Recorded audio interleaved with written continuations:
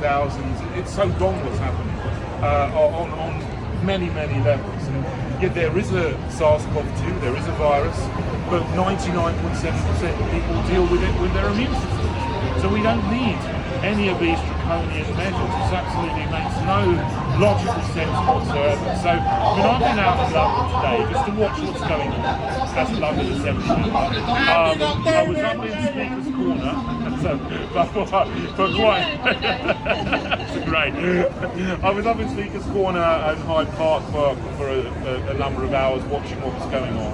And, you know, people were just gathering, you know, using their freedoms to assemble, to speak, to talk with each other, to gather, to protest. And at one point, about 200 or so riot police came in, charged the crowd, pushed them into the road, actually.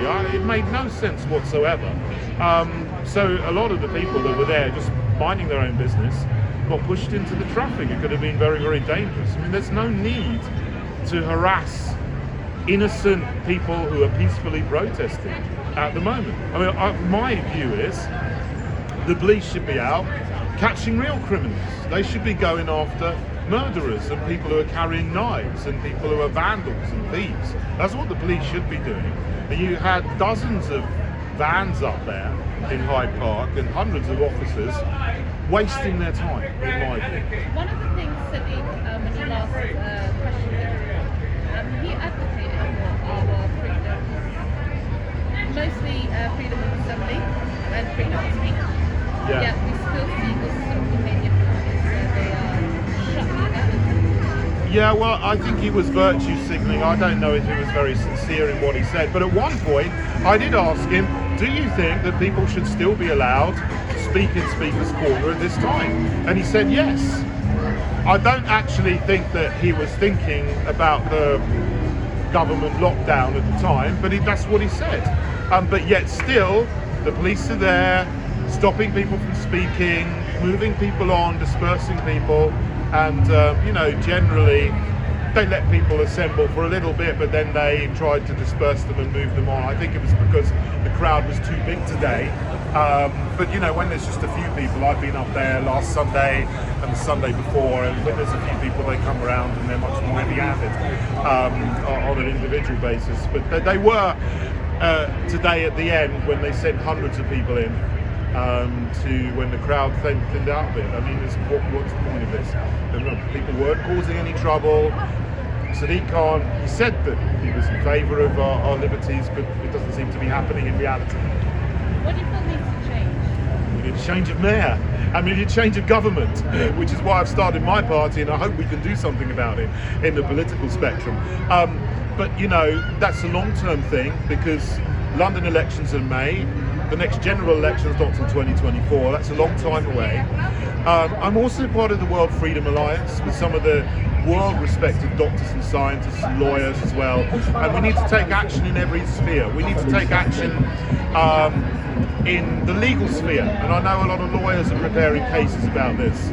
And you know, the cases about the lockdown regulations, because they are disproportionate, and therefore the argument is they are therefore unlawful. And so anyone imposing those restrictions is acting unlawfully.